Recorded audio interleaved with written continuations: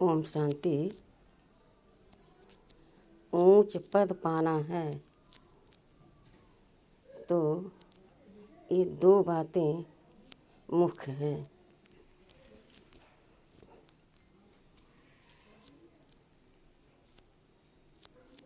पहला सेवा, दूसरा तपस्या।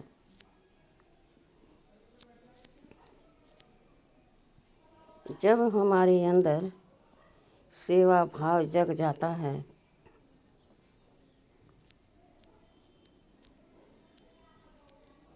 तो तपस्या अपने आप होने लगती है।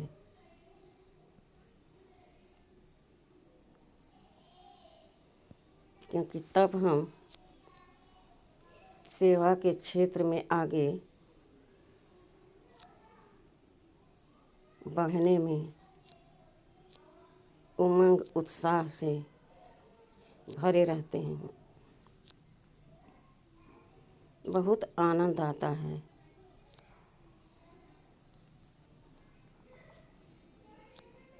और फिर हमें यह देह देह की दुनिया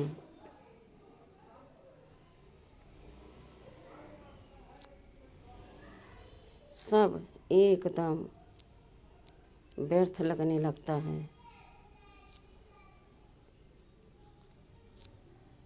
और मेरी तीव्र इच्छा बढ़ती रहती है कि मुझे अब तपस्या के मार्ग पर चलकर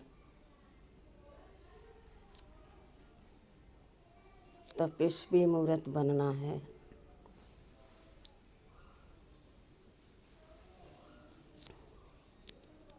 त्याग ही तपस्या है।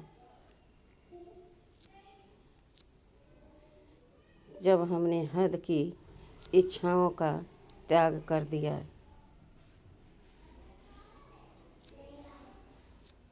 तो हम तपस्वी मूर्त स्वतः हो गए।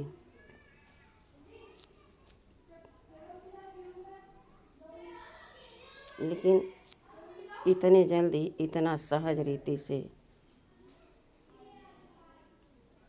हमारे अंदर से इच्छाएं, वासनाएं, तृष्णाएं खत्म नहीं होती हैं।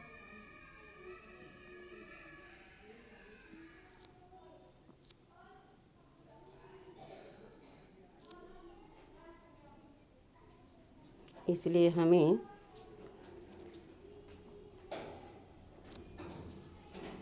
सेवा के मार्ग पर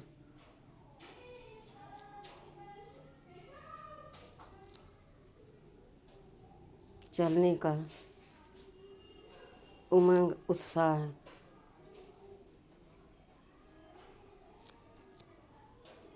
बढ़ाते रहना चाहिए। कभी कभी जब हमारी सेवा, त्याग, तपस्या बहुत अच्छा से सब कुछ चलता है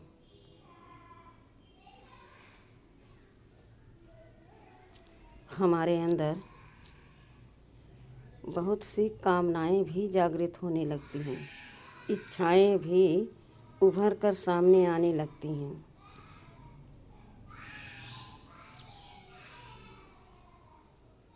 सबसे पहले तो मैंने इतना सब कुछ किया,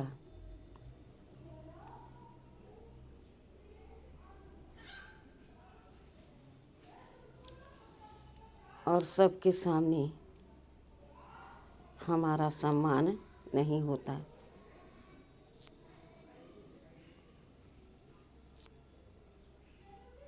मैंने इतनी तपस्या की,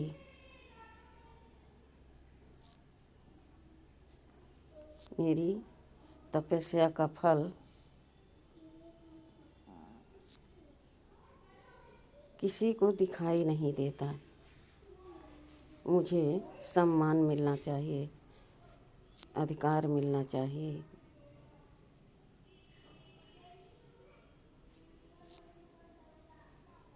फिर से उसी बंधन में हम धीरे धीरे बंधते जाते हैं और हम समझते हैं हम तो बहुत सेवा कर रहे हैं, बहुत आगे निकल गए हैं। मेरे अंदर त्याग की भावना हमेशा जागृत रहती है। तपस्या में सदा मैं संलग्न रहता हूँ।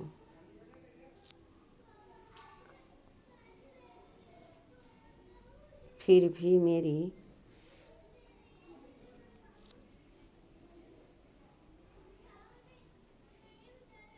सेवा में कमी नज़र आ रही है, मेरी तपस्या में कमी आ रही है, मेरे त्याग में कमी आ रही है।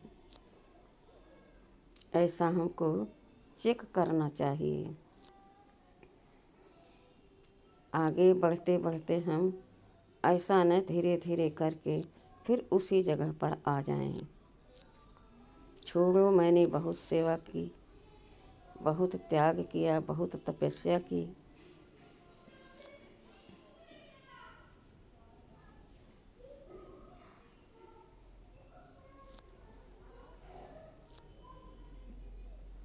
मैंने बहुत सी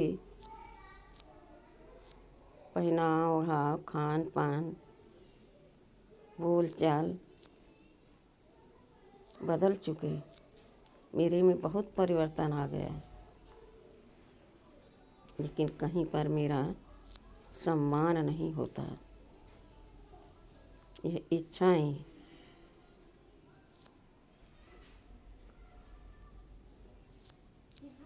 मेरी पीछा करती रहती हैं और एक दिन मैं उसी जगह पर आ जाता हूँ।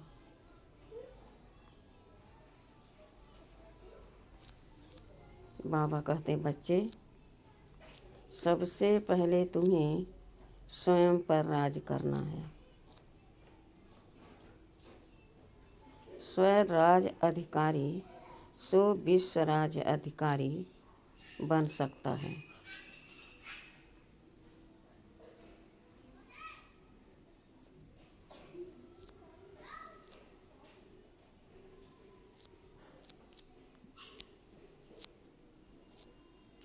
सेवा ही मेरी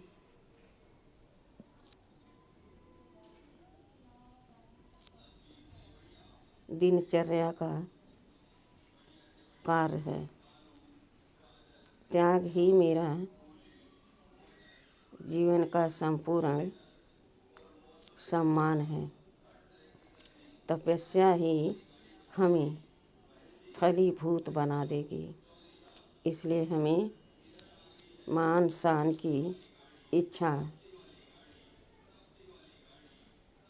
की अविद्या करते हुए आगे बढ़ना है।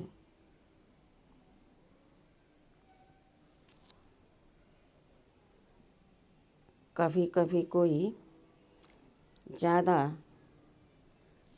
भगवान की तरफ देखते हुए हमसे घृणा करने लगते हैं।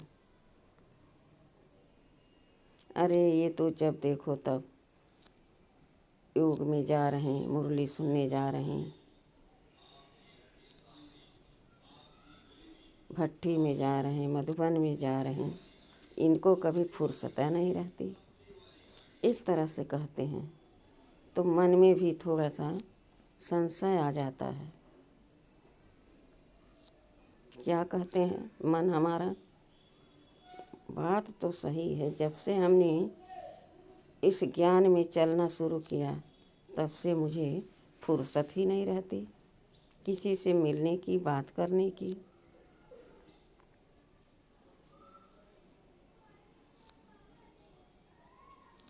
बाबा कहते, बच्चे,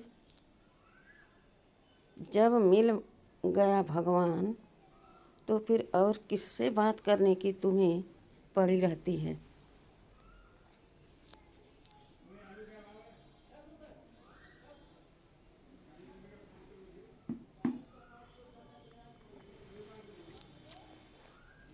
मेरे और हम तुम्हारे, तीसरा कोई बीच में कैसे आ सकता है। हमारे तुम्हारे प्यार के बीच में कोई और कैसे आ सकता है।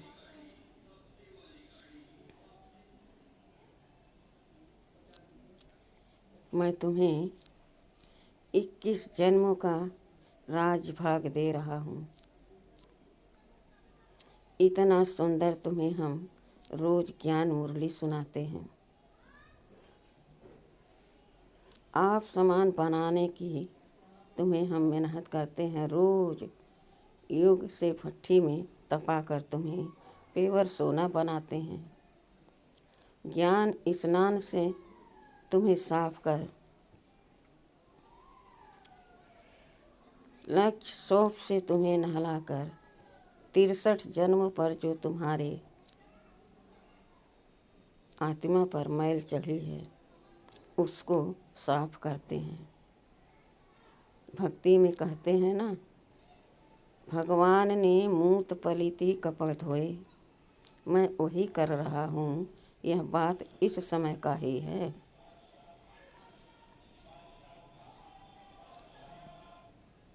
सोचो तुम कितने भाग्यवान हो जो तुम भगवान के साथ हो और भगवान के बच्चे हो।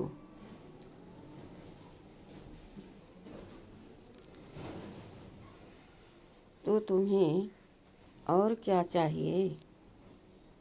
हमसे सारे संबंध अपने जोड़ लो।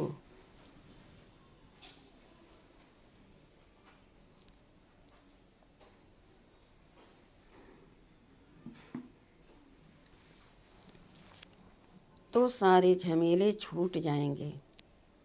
तुम बेफिक्र बादशाह बन जाओगे। केवल मेरे रहोगे और मैं तुम्हारे साथ हमेशा तुम्हें सुख से भरपूर करने के लिए बंधा हूँ।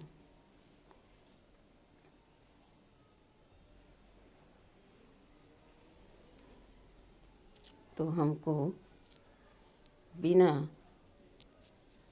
किसी संकोच के, अरे मेरा क्या होगा, मेरे बच्चों का क्या होगा, घर परिवार का क्या होगा, लोग क्या कहेंगे। देखो भक्ति में मीरा ने लोक लाज खोई तो पूरे विश्व की पूजनीय बन गई। जबकि उसको ज्ञान नहीं मिला। वैकुंठ में सतयुग में वह नहीं गई, लेकिन वह पूजनीय बन गई।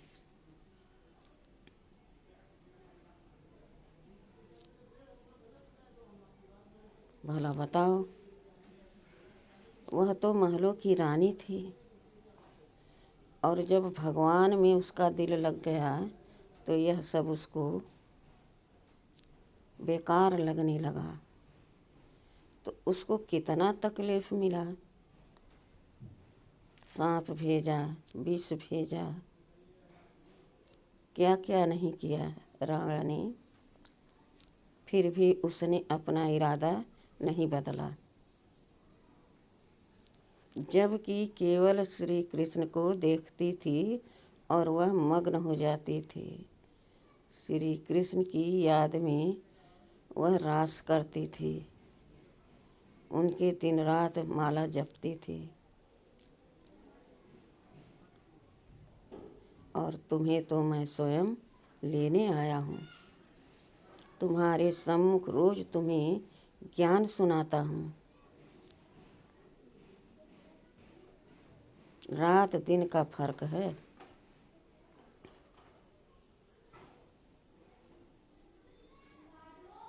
तुम्हारे लिए विश्व परिवर्तन करने आया हूँ कि हमारे बच्चे नए युग में नए श्रृंगार के साथ, नए ज्ञान के साथ, नए तन के साथ राज करें।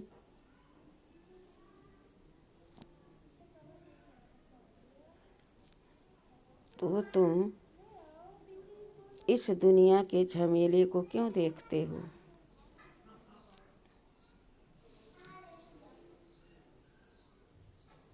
बाबा ने कहा, बच्चे, आगे वही बढ़ता है, विजयी वही बनता है जो निश्चय अचल अडोल होकर अपने कदम जिस काम में बढ़ाता है तो पीछे मुड़कर नहीं देखता है।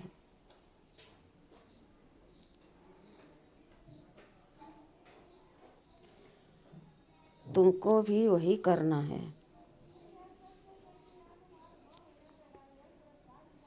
तुम्हें तो सब कुछ तुम्हारे सामने स्पष्ट दिखाई दे रहा है।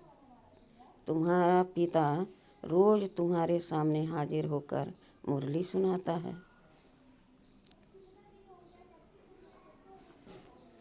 भल अब ब्रह्मा बाप नहीं है,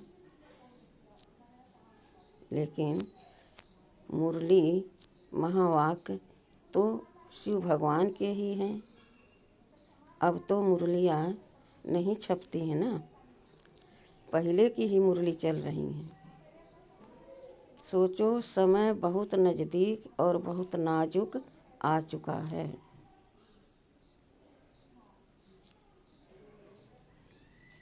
विचार करो, क्या तुम संपूर्ण बन गए हो? अभी तक तुम इनके उनके इधर उधर देखते रहोगे तो संपूर्ण कब बनोगे?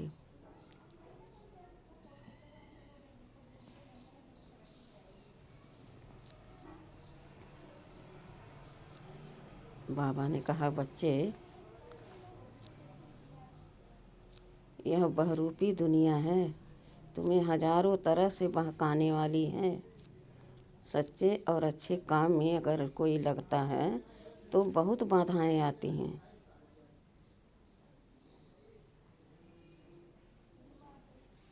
इसलिए सारे विघ्न बाधाओं को तुम मुझे दे दो। बेफिक्र बादशाह बनकर तुम पूरे विश्व की सेवा करो।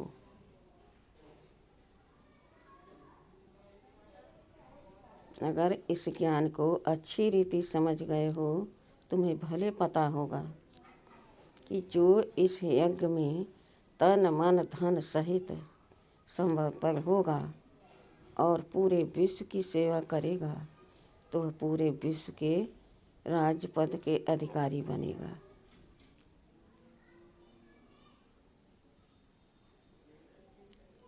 और जो आया, मुरली सुना, योग किया, देखा, चला गया, बाहर जा कर के ऐसी वैसी बातें फैलाई तो वह क्या पद पाएंगे? जाकर दास दासी बनेंगे।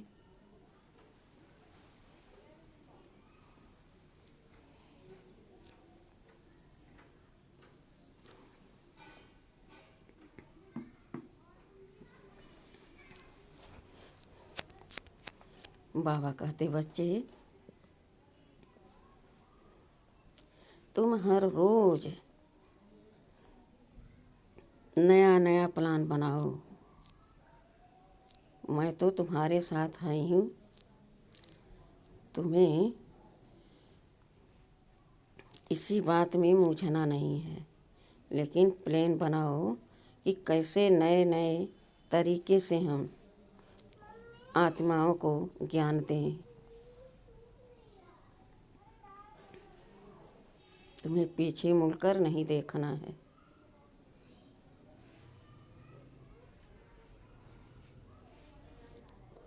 अपने आप को एवर रेडी समझो। जब भी बुलावा आया, हाँ बाबा, हम तैयार हैं, एवर रेडी हैं। ये नहीं अभी थोड़ा सा समय मिल जाए तो हम इसको कर लें, उसको कर लें, यह तब नहीं बहाना चलेगा।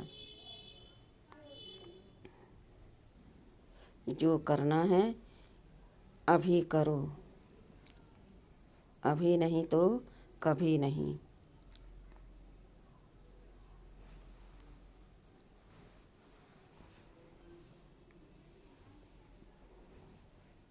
यह पूरा विश्व हमारा है, हमारा कुटुंब है, परिवार है,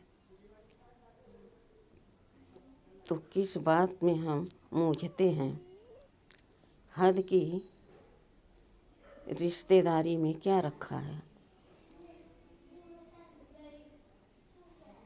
इतना ऊंचा रिश्ता बाबा मिला और हर संबंध निभाने को तैयार है, तो फिर योग क्यों नहीं लगता, सेवा में मन क्यों नहीं लगता, निश्चय बुद्धि क्यों नहीं बनते। यह सब कमजोरी की निशानी है, कहीं न कहीं मन फंसने की निशानी है। ब्रह्मा बाबा को देखो,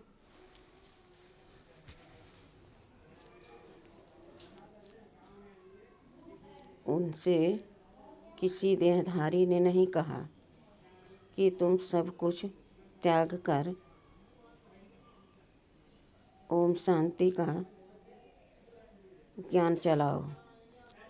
उनको साक्षात्कार हुआ, निश्चिंत हो गए, निश्चय हो गया, अब मुझे इस दुनिया से कोई लेना देना नहीं, मगर इस दुनिया में रह कर के हमें अपने भाग्य को चमकाना है।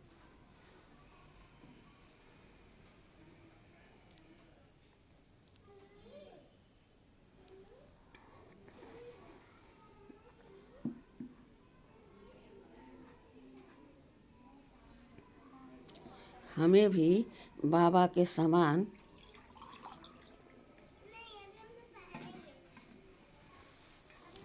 बनना है, तभी तो हम बाबा के साथ रहेंगे, राज करेंगे हम भी।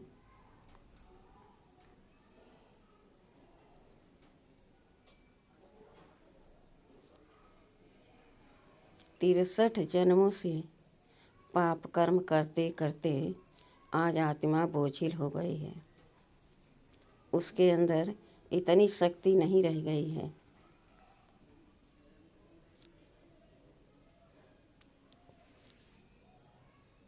कि अब वह अपने आप परिवर्तन करे, इसलिए भगवान को आना पड़ता है। और अब परम पिता परमात्मा शिव बाबा का यह डायरेक्शन है, तो उनका डायरेक्शन हमारे सिर माथे पर है। बाबा हम आप समान बनकर ही रहेंगे और सभी आत्माओं को आप समान बनाने की सेवा भी करेंगे।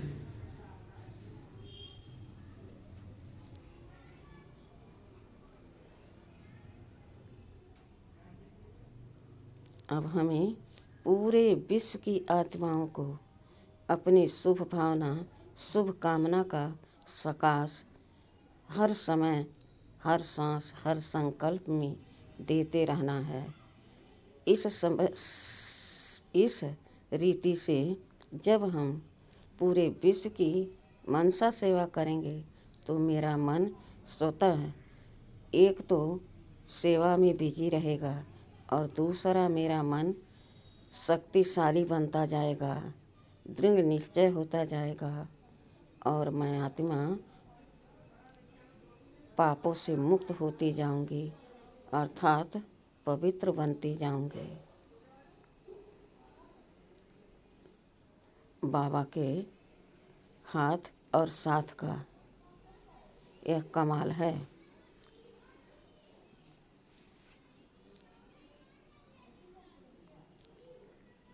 मैं एक शक्तिशाली आत्मा हूँ।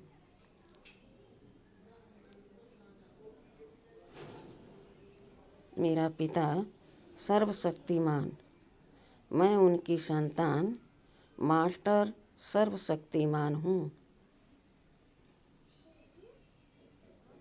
बाबा हमें आकर सब कुछ ज्ञान दिया, अपना परिचय, हमारा परिचय, सृष्टि चक्र का परिचय, सब कुछ समझाया।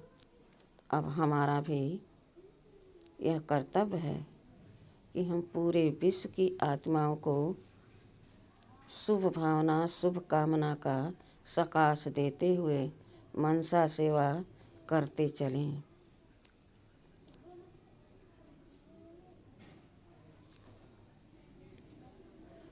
रात में जितना भी हमारे दिनचर्या में बीता, सब हम कुछ बाबा को अपने सुनाकर खुद हल्के हो जाएं। बाबा, अब हमने सब कुछ आपको बता दिया। आप मेरे मीठे बाबा हो, प्यारे बाबा हो, आप संभाल लेना, आप जानो, हमने आपको सब कह सुनाया।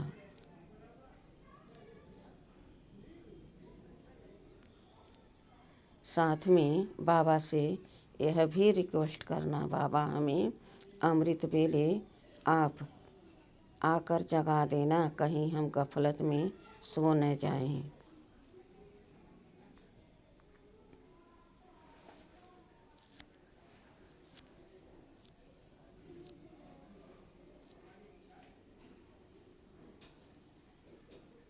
वैसे यह तो है अलबेलापन की बात। जिसको चिंता रहती है जिस काम की, तो रात में नींद नहीं आती, नींद भी फिट जाती है। बच्चे कितने इंतज़ार करते हैं, कब आएगा अमृत बेला और कब हम अपने बाबा से मीठी मीठी प्यार भरी बातें करेंगे, कब अपने बाबा से हम अपने अंदर शक्ति भरेंगे, कब हम सेवा करने जाएंगे। यह सब चिंतन चलता चलता मन एकदम प्रफुल्लित हो जाता है और नींद में सो जाते हैं। अमृत वेले हम पहले उठ करके जब अपने बाबा का इंतज़ार करते हैं, बाबा को बुलाते हैं, बाबा आ जाओ, मैं आपका इंतज़ार कर रहा हूँ, आ जाओ ना मीठे बाबा। तो भगवान बहुत खुश होते हैं और बहुत हमको शक्ति भरते हैं, उमंग देते हैं। देखो मेरा बच्चा कितना सयाना बच्चा है, कितनी जिम्मेदारी है इसके मन में, बुद्धि में।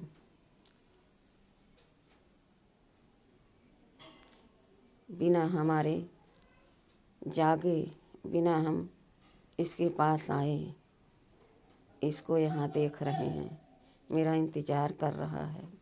कितना मेरा मीठा बच्चा है।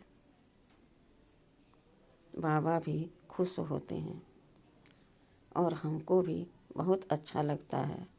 यह फील होता है कि मैं अपने बाबा का आज्ञाकारी बच्चा हूँ।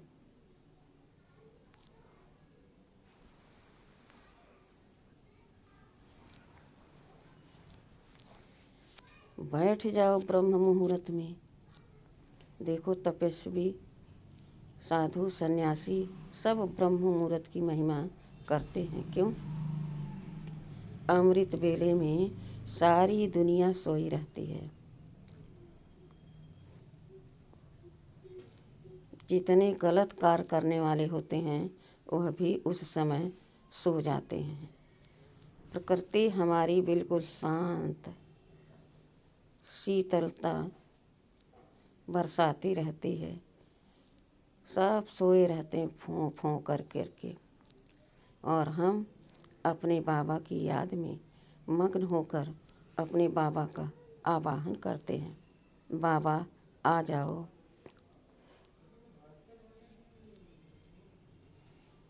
बाबा आ गए। आत्मिक स्थिति में स्थित होकर परमात्मा पिता की शक्ति अपने अंदर भरो। मैं बाबा की छत्र छाया में आत्मिक स्थिति में स्थित हूँ।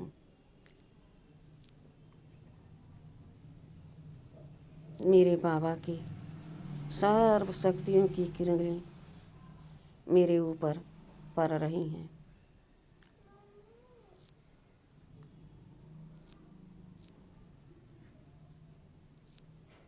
मेरा एक एक अंग सर्व शक्तियों से शक्तिशाली बनता जा रहा है।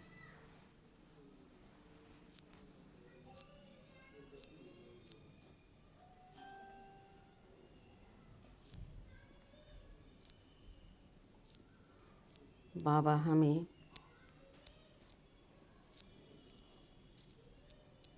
एकदम शक्तियों से भरपूर, गुणों से संपन्न कर दिए। अब मेरा कर्तव्य है कि मैं पूरे विश्व की आत्माओं को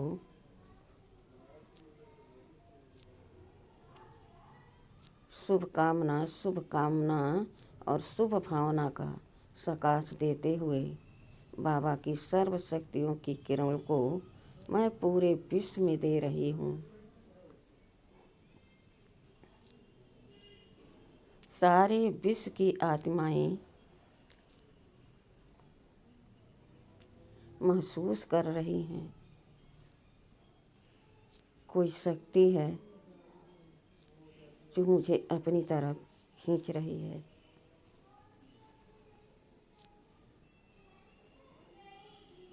कोई दैवी शक्ति हमको अपनी तरफ आकर्षित कर रही है।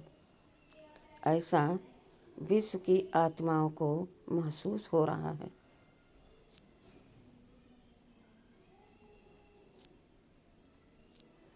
हर रोज आपको मनसा सेवा करना है, बाबा से शक्ति की किरणें देनी है और एक दिन वह शुभ भावना आपका ऐसा काम करेगा कि स्वतः खींचे हुए सारी आत्माएं बाबा के पास आ जाएंगी।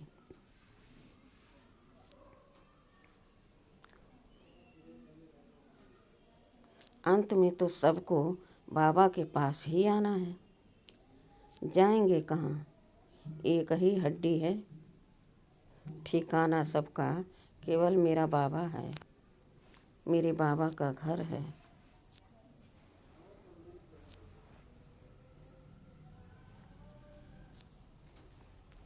अब सब तो इस ज्ञान में नहीं चलते, सब इस ज्ञान को नहीं समझते। हमें बाबा ने अपना बनाया और हमें माध्यम बनाया।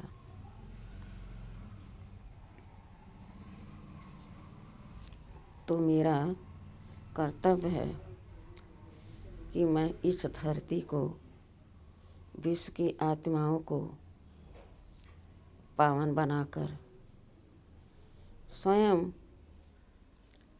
बंधन मुक्त बनकर कर्मातीत अवस्था को महसूस करके अपना रोल अदा करें।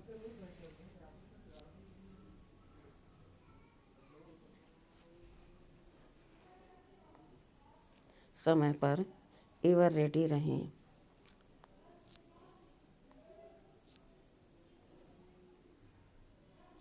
इस तरह से जो आज्ञाकारी वफादार भगवान का बच्चा होगा वही ऊंच पद पाएगा। भक्ति में हम कितना माथा मारते थे,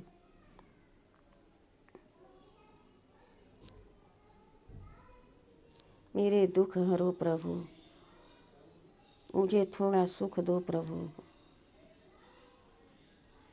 मुझे एक बच्चा दो प्रभु, थोड़ा धन दे दो प्रभु, आंखें दे दो प्रभु।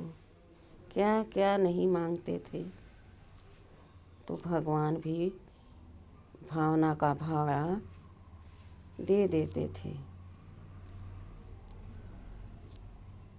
लेकिन अभी तो सर्वस्व वह दाता बरदाता लुटा रहे हैं। उनके खजानों के भंडार खुले हुए हैं, दिल से लुटा रहे हैं। लूट सको तो लूटो, नहीं तो सोए रहो गफलत में, उनका क्या जाएगा। वह तो निराकारी निरहंकारी निस्वार्थ सेवाधारी, विश्व कल्याणकारी हमारा पिता है, उसको क्या पढ़ लें। लेकिन बाबा बच्चों को दुख में देख नहीं सकते, इसलिए उनको आना ही पड़ता है। उनका भी पार्ट है, हमारा भी पार्ट है। जब बाबा इतने अच्छे से अपना पार्ट निभा रहे हैं निस्वार्थ भाव से, तो हमको तो सब कुछ बाबा दे रहे हैं।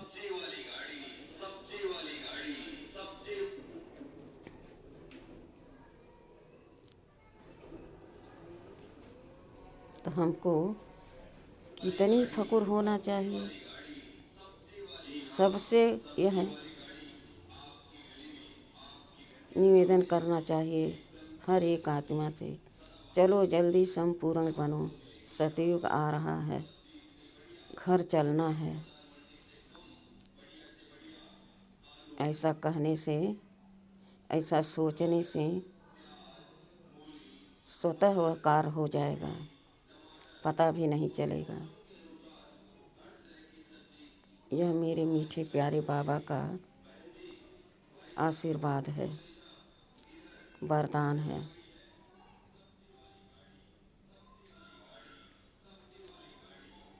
और हमें भी बाबा वरदानी मूर्त बना रहे हैं।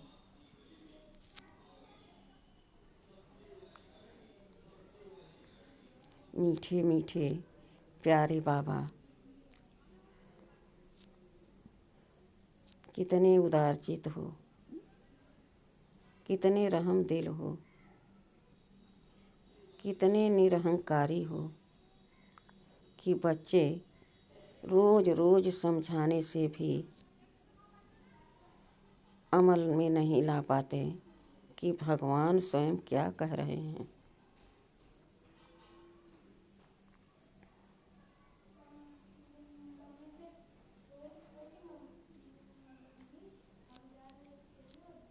हमारे मीठे प्यारे बाबा किसी को अवगुण नहीं देखते, सबको अपना मीठा प्यारा बच्चा, लाडला बच्चा समझते हैं।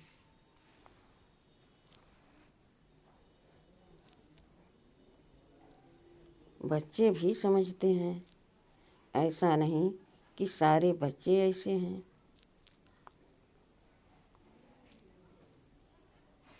बस नंबरवार जो करेगा सो पाएगा, जो नहीं किया वह बाद में पछताएगा।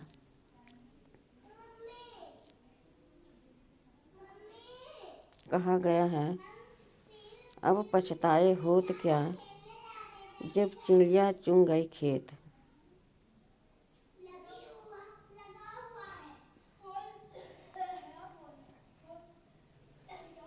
तो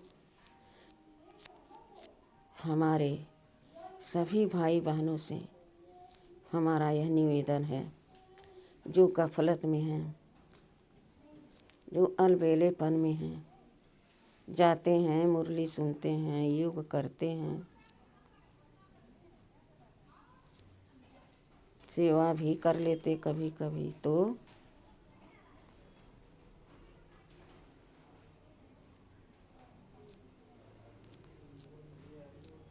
क्या होगा, समय पर हाय हाय करते रह जाएंगे। बाबा ने हमको भी बहुत समझाया, बहुत बुझाया, लेकिन हमने भगवान की बात को साधारण बात मान करके छोड़ दिया, गफलत कर लिया।